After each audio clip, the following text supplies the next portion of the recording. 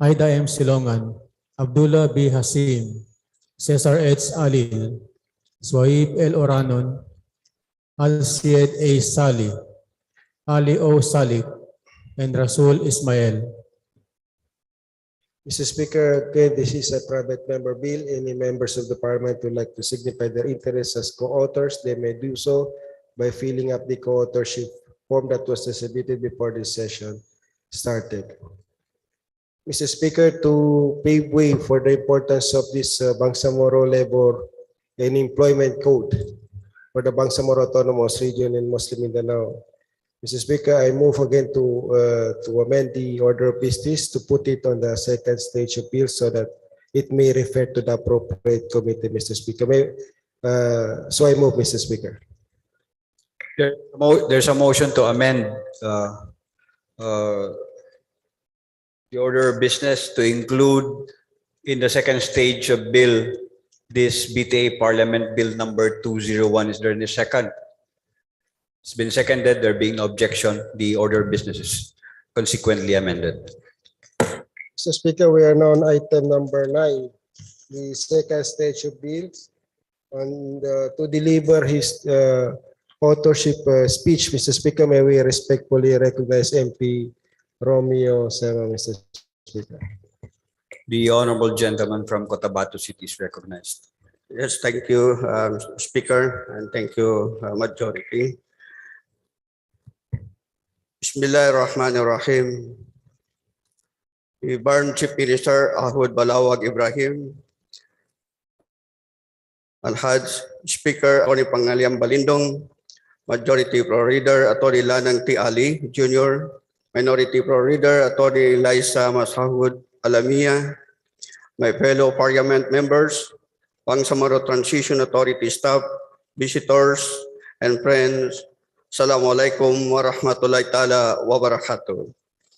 With the establishment of the Bangsamoro government, we, the Bangsamoro people, who have been at the end of historical injustices, have the unique opportunity to freely determine our political, social, economic, and cultural way of life in a manner that is consistent with our beliefs, traditions, aspirations, and shared cultural heritage. The Bangsamoro Transition Authority therefore must rise to the occasion to the legislate a Bangsamoro Labor and Employment Code that captures not only the aspirations and culture of the Bangsamoro people, but enshrines protection to labor and social justice pursuant to the mandate of the 1987 Philippine Constitution and the Republic Act number 11054, or the Bangsamoro Organic Law. Determined, I propose this act, which shall be known as the Bangsamoro Labor and Employment Code of 2022. I was still the minister of the Molly Barm when I started conceptualizing this bill, and it was a fortune that the chief minister regarded and reported this bill to the parliament as one of his priority legislative bills. Henceforth, I immediately convened the Committee on Labor and Employment and organized a technical working group composed of the staff from the MOLI and the Committee on Labor and Employment. The working draft of the BLIC then went through a series of consultation, working involving stakeholders from all parts of the region, the 5 provinces, the 3 cities, and the special geographic areas. These consultations and series of workshops involving responsible and experts on labor and employment were realized through technical assistance and support from the International Labor Organization and the Asia Foundation and the Center for Humanitarian Dialogue. The proposed regional labor codes structure reflects the hierarchy of labor and employment policy goals of the first Bangsamoro Development Plan 2020 to 2022, closely to the Labor Code of the Philippines and align with the binding international convention, international labor standards, and non-binding recommendation for the promotions and protections of the rights of the workers and employers. Thus, it puts emphasis on development of human capital and enhanced and expanded labor and social protection coverage, not only to regular workers, but includes the differently abled person, elderly workers, the non-plantilla workers in the public sector, and the informal sector workers, among others. Book 1 underscored the different modalities for skills and entrepreneurship training to address the standing of human capital and vulnerabilities of certain sectors like women, children, different able persons, elderly workers, workers in the informal economy, overseas Bangsamoro workers, and IPs. Skills entrepreneurship training, such as apprenticeship, learnership, and youth employment bridging programs to ensure access to employment opportunities, is combined with express provisions of the enforcement of compliance with issued implementing regulations by the Ministry of Labor and Employment to prevent abuses or use of any of the programs to keep workers and forever training arrangement to prevent them from obtaining regular work status and the attendant rights to receive minimum wage, to security of tenure, and to organize a collective bargaining. The types of employment in the BARM is limited and simplified employment is regular. Regular project or seasonal employees and provisionally with control as the taste of the existence of employer-employees relations. It removes the many opportunities in the labor code of the Philippines to skirt compliance with the provisions on labor protections, including by defining the nature of labor on the contracting as a business of recruitment, supply, or placement of workers to a principal regardless of capitalization or a license and a violations of the right to security of tenure. Hence, protection to labor policy is mainstream in all facets of the employment sector for job matching and placement or employment facilitation. BLIC's preferred modality is through the Public Employment Service Office, which it requires to be set up in all provinces, cities, and municipalities in the BARM with a system of accreditation for non-government organizations or educational institution to establish and operate a PESO and job placement office.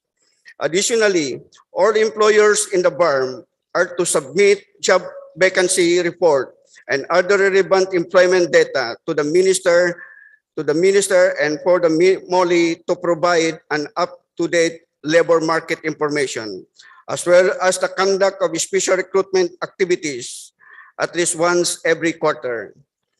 To secure the best possible terms and conditions of employment for every Bangsamoro desiring to work overseas, as well as ensuring welfare services and assistance to overseas Bangsamoro workers, the Ministry is mandated to implement the Recruitment Agency Regulations Act of 2020, the Overseas Bangsamoro Act of 2021, and such other laws that the Parliament may issue.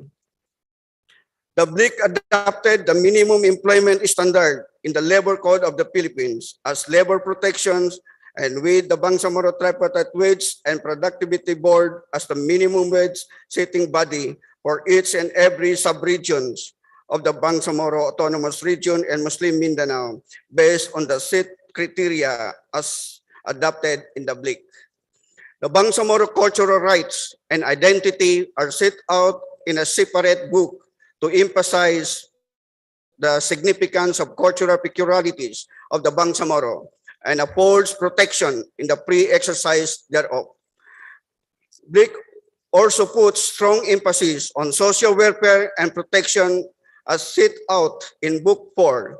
It reflected the recently passed law on occupational health and safety and codified all the social welfare and protection laws that exist outside of the Labor Code of the Philippines, such as the expanded maternity leave benefits, violence against women and children leave, solo parent leave, among others, but and more by providing for the provisions against gender-based crime as paid 15-day quarantine leave and the right to disconnect.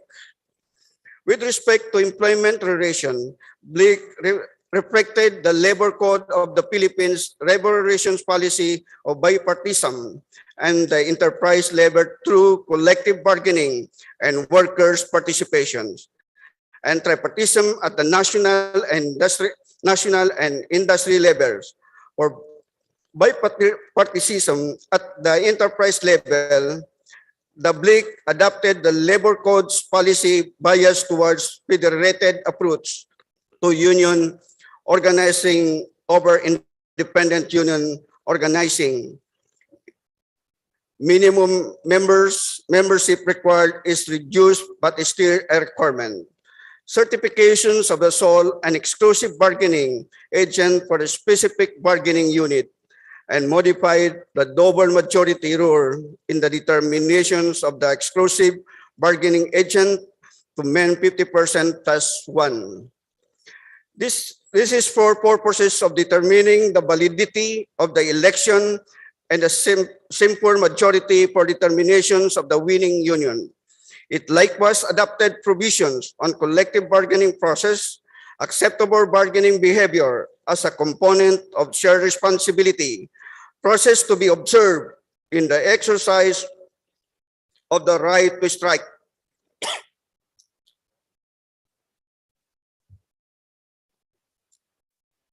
In the exercise of the right to strike or lockout. And depart by integrating the ILO essential services criteria in the exercise of the assumptive power of the minister instead of the labor codes indispensable to the national interest criteria. The enactment of the Bangsamoro Organic Law gave the region independence in regards to the administrations of labor justice in the Bangsamoro region. Consequently, the NARC gave up its jurisdictions over the labor cases filed with the BARM.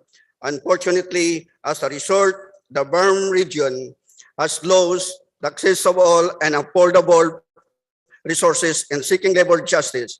Seeing this necessity on dispute settlement, the Bangsamoro Labor Adjudication Commission, or BLAC, was proposed to provide the process and administrative machinery to settle labor dispute, similar to the Labor Code. It is biased towards voluntary modes of settling labor dispute through conciliations, mediations, and voluntary arbitration, with compulsory arbitrations as the last resort. Subsequently, the Bangsamoro Labor Justice Administration embraces conciliation mediation as a prior resort to compulsory arbitrations, where established the voluntary arbitrations and Bangsamoro Conciliations and Mediation Board. Again, Mr. Speaker, I am respectfully asking my fellow parliament members to join me in realizing this important bill. Your support to this bill is also your support to the Bangsamoro government guarantee of the fundamental rights of all workers as stipulated in Article 9, Section 10 of the Bangsamoro Organic Law. Most hopeful of your support and approval. Wabillahi taufiq wal hidayah. Wassalamualaikum warahmatullahi taala wabarakatuh. Mr. Speaker, I move to refer to the Committee on Labor and Employment. There's a motion to refer proposed BTA Bill number 201 to the Committee on Labor and Employment. Is there any second? It's been seconded. There being no objection, same is hereby approved. Mr. Speaker, we are now on item number 12, business for the day. The first resolution for consideration of business of the day is proposed resolution number 749, a resolution congratulating commending Robin Hood Abdulaziz Padilla for placing number 1 senator in the 2022 national and local elections. Mr. Speaker, I have an omnibus motion to dispense with the period of interpellation and debate in a period of amendment, and I further move for the approval of PR number 754. Mr. Speaker, There is a motion to dispense with the period of interpellation and debate, and the further motion to the period of amendment, and the further motion to approve the said resolution subject to styles that have been Yes, Mr. seconded. There Mr. being no. Speaker. Mr. Speaker, before that, Mr. Speaker. Yes. Before proceed for the approval, may we just read a few statements from the principal author, MP Jamila Disimban Ramos, on the resolution congratulating the first senator, Muslim senator after 36 years, Mr. Speaker. May I be allowed to just speak some few words, Mr. Speaker? Yes, you are. You may proceed. Mr. Speaker, Assalamualaikum warahmatullahi ta'ala wabarakatuh. This is a happy and blessed day indeed for Robin Hood Abdulaziz Padilla has been elected as number 1 senator during the 9 May 2022 national and local elections, having obtained more than 26 million votes and topping the electoral race in 13 regions, including our very own, the Bangsamoro Autonomous Region in Muslim Mindanao, as well as the Cordillera Administrative Region and other regions in the Philippines. Senator-elect Robin Padilla won by a landslide vote. It was not said that he would be number 1. In fact, he would be happy just to be included among the top 12, having been designated by no less than President Rodrigo Roa Duterte as the Bangsamoro champion, Mr. Speaker. He was asked, and I will tell this in confidence because we heard it directly, that he was asked by the President to run so that the Bangsamoro people will have a champion in the Senate. And he conceded, Mr. Speaker. And for that, I am eternally grateful for the acceptance by our Senator Robin Hood Abdulaziz Padilla of the honor of representing the Bangsamoro in the Senate. In the landslide victory, Mr. Speaker, according to COMELEC, the senator-elect obtained a total of 1,461,373 votes in BARM alone, wherein in Basilan, he received 171,227,000. In Lanao del Sur, he was the number 1 also, 323,326. In Maguindanao, Mr. Speaker, the highest, with 519,867 votes. In Sulu, 304,902. And in tawi-tawi, 142,231. Senator-elect Robin Padilla, prior to his election, has been a champion in advancing the rights and welfare of the ordinary Filipinos, like farmers, fisher folks, micro and small entrepreneurs, the overseas Filipino workers, women, youth, and vulnerable sector, including underprivileged and marginalized sectors. He also has been consistent in the welfare and development of Muslims and non-Muslims in the country through his charitable acts, quick response, relief assistance to disaster and calamity-stricken neighborhoods and families. All this behind the scenes, Mr. Speaker, without the camera looking at him. His support to education of less fortunate children, establishment of infrastructure, including, Mr. Speaker, public cemetery for Muslims outside BARM, some facilities essential to communities like water system, housing, masjid, schools, and others are among the long list of his humanitarian acts.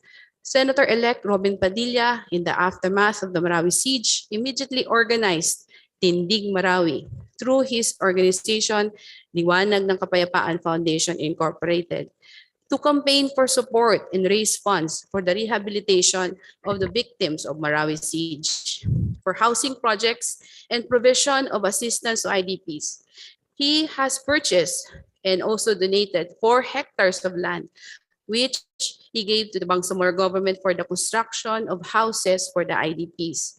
And also, he donated almost 10 million cash, 5 million to the DSWD for the psychosocial intervention of children, 5 million for Islamic microfinance for IDPs.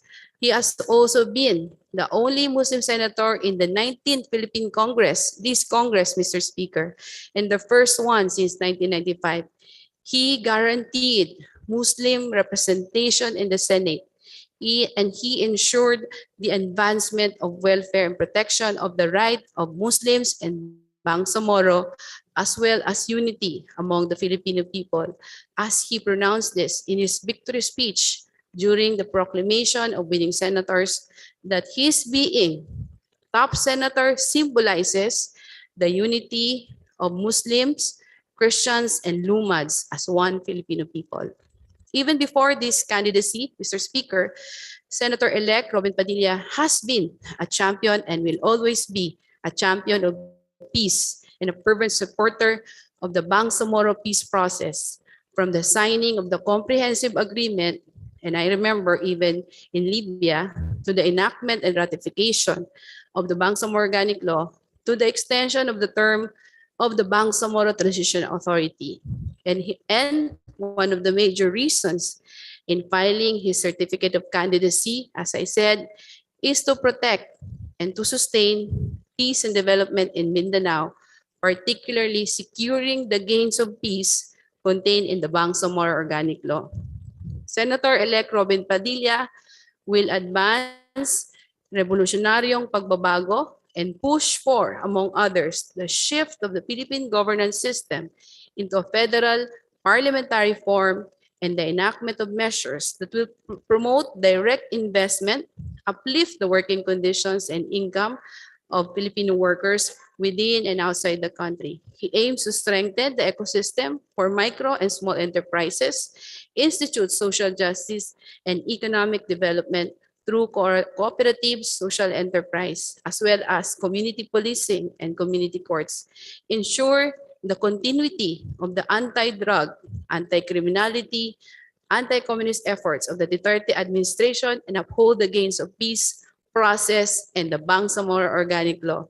Therefore, Mr. Speaker, I have the honor, Mr. Speaker, for this Parliament to adopt Resolution number 754. Thank you very much, Mr. Speaker.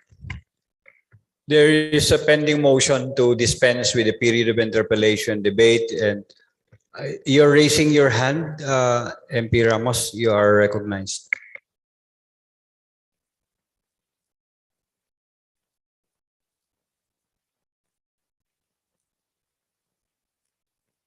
Mr. Speaker, this is just a brief manifestation of support. Mr. Speaker, napakahalaga po ng ating pagkakaisa para sa pagpapatuloy ng legasiya ng ating Pangulong Rodrigo Roa Duterte para sa pagkamit ng hustisya at pagpapatuloy po ng kapayapaan para sa seguridad ng Bangsamoro Autonomous Region in Muslim Mindanao. Sa pagmamahal po sa atin ng ating Pangulong Duterte ay nasabi nga po kanina ng ating kasamang MP Maysara ay inatasan niya ang ating kapatid sa pananampalatayang Islam na si Brother Abdul Aziz Robin Padilla upang tumakbo bilang senador nitong nakaraang 2022 national and local elections. Alhamdulillah, siya po ay pinalat at naging #1 senator-elect. Inatasan po siya specifically ng ating Pangulong Duterte upang maging representative ng ating mga kapatid na Muslim, tayo po, at upang maproteksyonan ang BARM. Napakalaking bagay po nito para sa ating mga Muslim, para sa ating mga Bangsamoro, para sa kabuuan ng Bangsamoro Autonomous Region in Muslim Mindanao. Mayroon na po tayong kampiyon sa Kongreso, kampiyon sa Senado, at kampiyon na magbibigay seguridad sa kapakanan at karapatan ng mga Muslim, bibigyang seguridad ang pagkakaisa ng iba't ibang tribo at mananampalataya na ipaglalaban ang kapayapaan at hustisya at bibigyang prioridad ang pagpapatuloy ng magandang nasimulan natin sa BARM. Robin Padilla is the only Muslim senator at the 19th Congress of the Philippines, and his being the #1 senator guarantees Muslim representation and provides us huge opportunity to push for legislative and developmental measures that will not just safeguard the peace process and the Bangsamoro Autonomous Region in Muslim Mindanao, but will also advance our quest towards a more inclusive, more equitable, more progressive, and more socially just society. As one of the principal authors of this resolution at bilang malapit na kaibigan at kasama ng ating mabuting Senador Robin Padilla at bilang kasamahan niyo po sa Bangsamoro Transition Authority, ako po agan ng mas malalim na pagkakaunawaan at pagkakaisa upang makipagtulungan sa ating Senator Robin Padilla sa misyon na ipinagkatiwala sa kanya hindi lamang ni Pangulong Duterte kundi pati na rin mahigit 1,400,000 mga mamamayan ng BARM na bumoto sa kanya bilang #1 senator sa riyon at ng mahigit 26 na milyong Pilipino na bumoto sa kanya bilang #1 senator sa buong bansa. Suportahan po natin si Senator Robin Padilla sa kanyang isinusulong na revolusyonaryong pagbabago para sa responsabling Pilipino. Let us support and pass this resolution number 754, congratulating and commending Robin Padilla for placing as #1 senator in the 2022 national and local elections. Wabillahi taufiq wal hidayah. Wassalamualaikum warahmatullahi taala wabarakatuh. There is a pending motion to dispense with the period of interpellation, debate, and the period of amendment, and proceeding to the approval of this pending measure, proposed resolution number 754,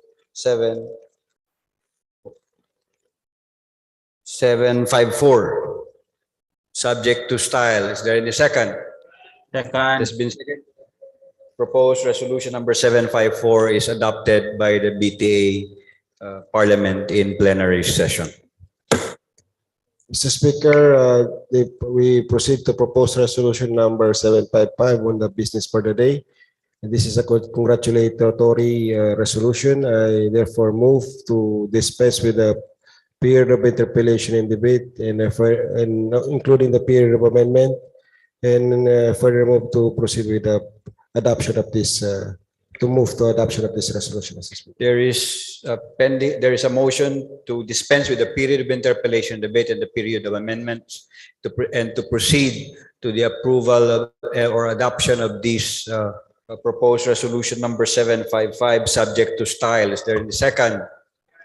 Second.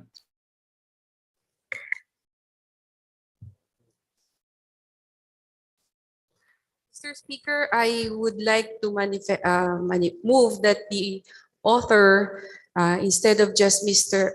MP Abdul Min Mujahid, would be the entire members of the parliament, considering that he already mentioned the 12 senator-elect, Mr. Speaker, and we should be, all of the members of the parliament, co-author of this very important legislation, Mr. Speaker. Not move for the first resolution. For the first resolution, the co-author also is amenable to that, Mr. Speaker.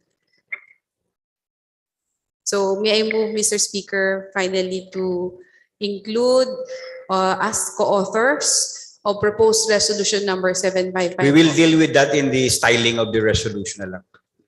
Subject to the So there is now a motion to approve the motion of the resolution 755, subject to style. All other your concerns will be dealt with in the styling of the resolution. Yes, to include all the Yeah. authors, co-authors. Is there any second? Second the motion, It's Mr. been Speaker. seconded. Proposed resolution number 755 is hereby adopted. Mr. Speaker, we proceed on proposed resolution number 758, and considering on the understanding yesterday, Mr. Speaker, I move to include it in the consolidated resolution, Mr. Speaker, as agreed yesterday, Mr. Speaker. There's a motion to include proposed resolution 758 into the consolidated resolutions agreed yesterday, approved yesterday. Is there any second? Been seconded. Proposed resolution 758 is included in the consolidated resolution approved yesterday by this plenary including this as an attachment to the consolidated resolutions. Mr. Speaker, yes. It's been adopted.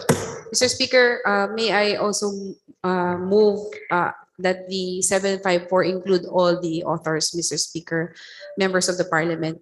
It has been agreed yesterday that the consolidated resolution, all members of Parliament will be included as co-authors. Yes, Mr. Speaker, that's for 758, Mr. Speaker. No, However, it is only in the consolidated.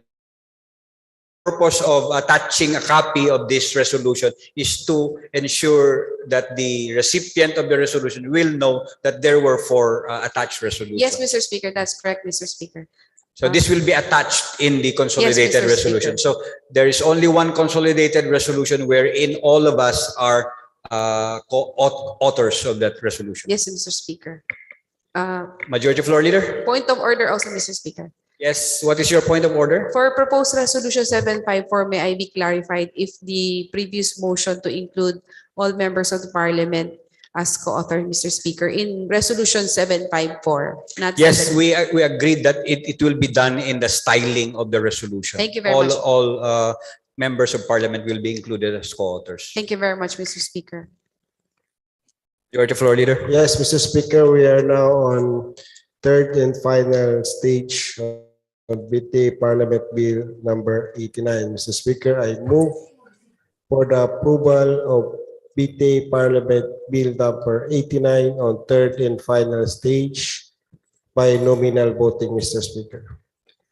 We are now in the third stage of the order of business. There is a motion to approve on third and final reading BTA Parliament Bill number 89 entitled An Act Establishing a Level 2 District Hospital with 100 bed capacity in the municipality of Maimbung, province of Sulu, and appropriating funds therefore. Is there any second? It's been seconded. We proceed to voting. The Secretary General is directed to conduct roll call votes. Nominal voting on BTA Parliament Bill number 89. The Honorables Abbas Ahmad,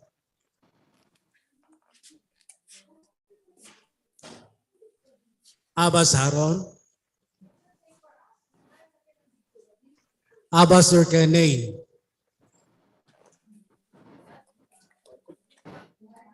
Abbas Basit Sarip, Yes. Abu Mujib, Yes, my vote is yes. Adiaw Rahman Alonto, Ahang Abdullah,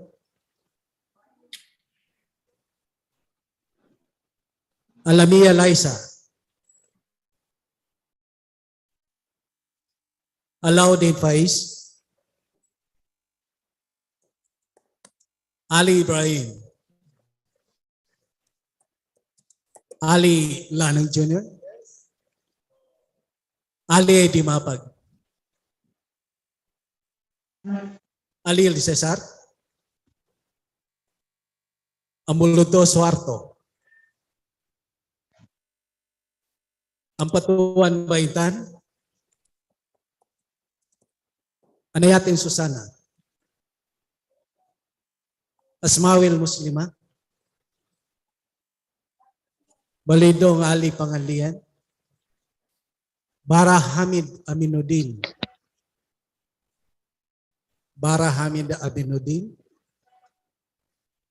Ay, kwa kape. Basman Anna Tarhata, Basman Anna Tarhata, Burahan Abraham, Yes, Mr. Speaker. Mr. Speaker. Mr. Speaker. Yes, we recognize MP I Burahan. noticed in the authors that my name was not included, when in fact I was included from the first time that introduced this bill to the plenary, Mr. Speaker. Yes, the Secretariat is directed to make the necessary corrections. We believe that MP Jess Burahan is one of the principal authors of this of these 3 pending on third reading. Thank you, Mr. Speaker. Kay Maleha. Yes, my vote is yes. Dandamon Latif Maysara. Diam Lamusa. Diam Lamusa. Dipatuan Saprula.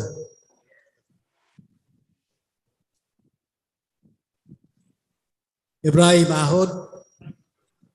Ismail Haji Abdul Aziz. Gayak Abdullah.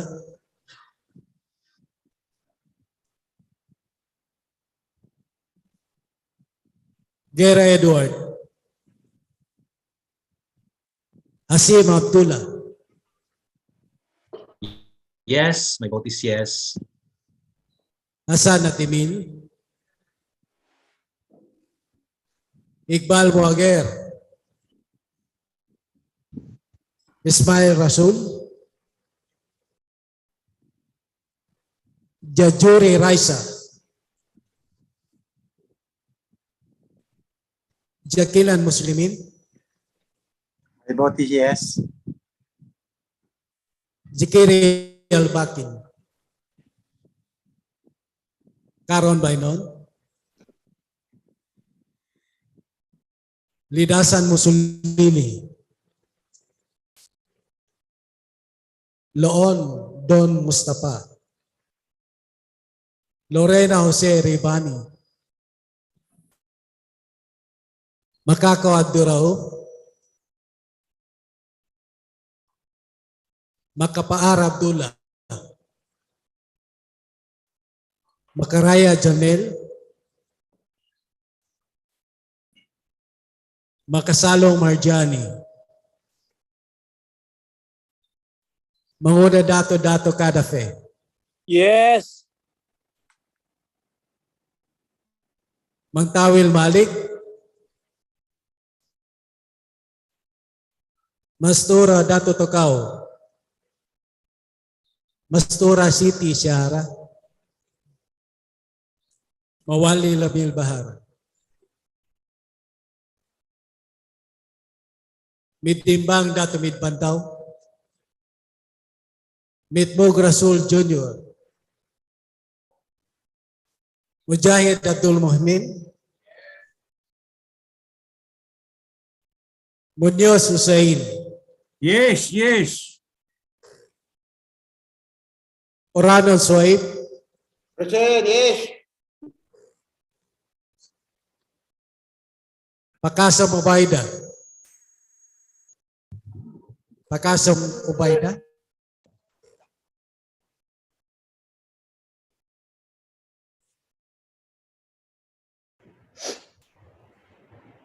Pak Abdul Wahab. Pangandaman Nabila Margarita. Yes. Ramos Jamila. Rimbang Sultan Edrisa Nasser. Sakar Mudayaw. Salinab Said. Salih Al-Said. Saliga Romeo.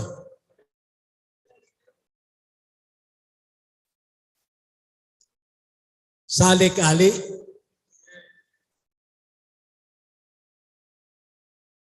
Sangki Ali. Sani Punuma. Yes. Satar Al-Sad.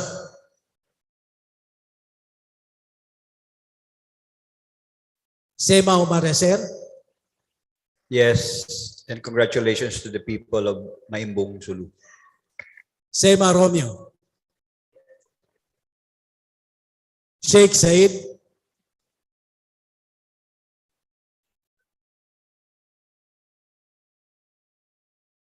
Sheikh Said, yes. Silongan Aida.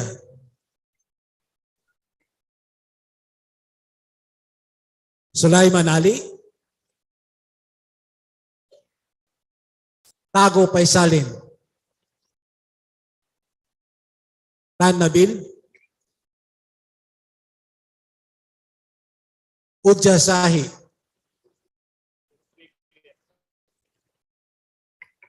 The gentleman from Sulu is recognized. Thank you. Bismillahirrahmanirrahim. For and in behalf of our constituent Bangsamoro in Sulu, I am here expressing our utmost gratitude to the members of Parliament and its Speaker and the leadership. We keep on proving the inclusivity despite antagonism that inclusivity has been taking place. And therefore, it is part of our moral obligation to consider people of Sulu as that like of the people of Maguindanao and the rest of the Barm provinces. We therefore anticipate that upon approval of this bill into act, that together with the Dato' Bla Sinsuat District Hospital, with the Wao District Hospital, with the Buluan District Hospital to be appropriate, that this Maimbong District Hospital and that of Sulu Public Hospital shall be provided with appropriate funds as expected and as allotted, and be provided as well with the needed plantilla personnel for the effectiveness and efficiency of the service delivery of the Bangsamoro government.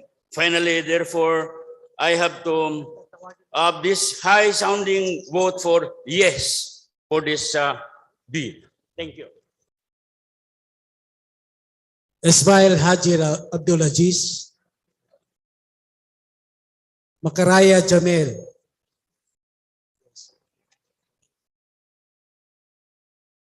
Ulama Melanio.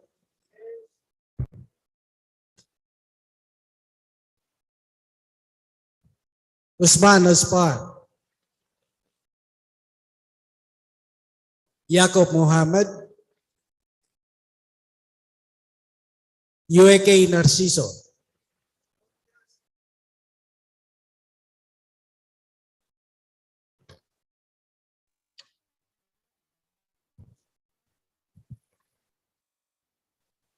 Kailangan anong kayo na yung bill kanina?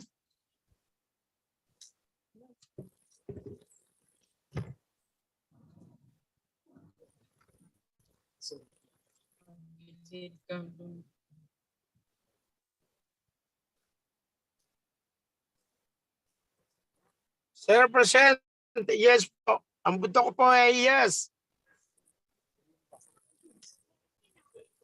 Please include the vote of Sultan Idrisa Rimbang. Yes, vote daw siya. Rimbang Edrisa Nasir.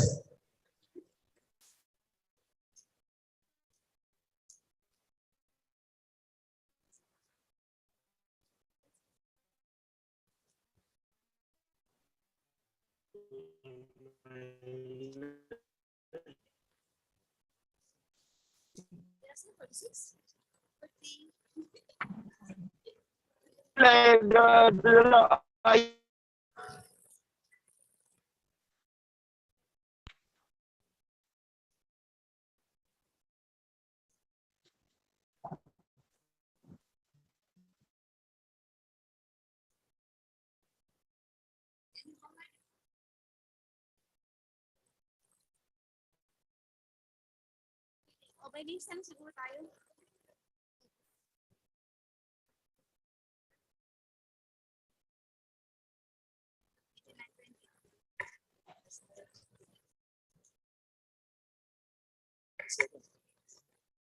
A minute suspension.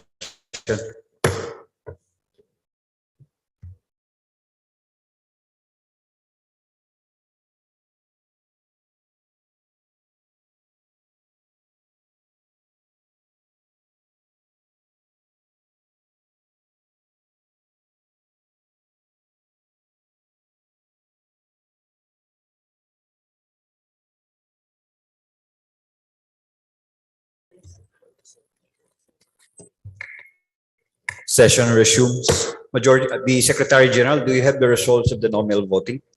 Yes, Sir Speaker, alhamdulillah, we have now the result of the nominal voting. on the third and final stage of the BTA Parliament Bill number 89, entitled An Act Establishing a Level 2 District Hospital with 100 bed capacity in the municipality of Mainbong Province of Sulu and appropriating funds therefore, with 47 yes votes, with 0 no vote and no abstention. Mr. Speaker, with the yes vote have it. Thank you, Mr. Speaker. With 47 yes vote, 0 no votes, and 0 no votes and 0 abstentions, BTA Parliament Bill number 89, entitled An Act Establishing a Level 2 District Hospital with 100 bed capacity in the municipality of Maimbong Province of Sulu and appropriating funds therefore, is hereby approved by the BTA Parliament in plenary session on the third and final reading. Mr. Speaker, we proceed on item number 13, third and final stage, BTA Parliament Bill number 90, an act upgrading the Sulu Provincial Hospital into a level 2 hospital, increasing its bed capacity to 200, upgrading its professional health care services and facilities, authorizing the increase of its medical personnel and appropriating funds. Therefore, Mr. Speaker, I move to approve Parliament Bill number 90 on third and final stage by nominal voting, Mr. Speaker. Before we proceed with the rule on the motion, may I ask the Secretariat to please reflect the name of MP Jess Burahan in the screen so that he will be properly recognized. The principal authors only. Yes, MP Uja, what is your concern? Yes, Mr. Speaker. From the very start, my name has You been were not there and, included as I author. I must be included in the co-authorship of the In bill. the co-authors, please include MP Sahi Uja as a co-author, not as a principal author. Thank you. Mr. Speaker. So there is a pending motion Mr. for Speaker. approval and third and final reading of BTA Parliament Bill number 90. Is there any second? It has Mr. been seconded. Speaker. There being no objection, we proceed with the nominal voting.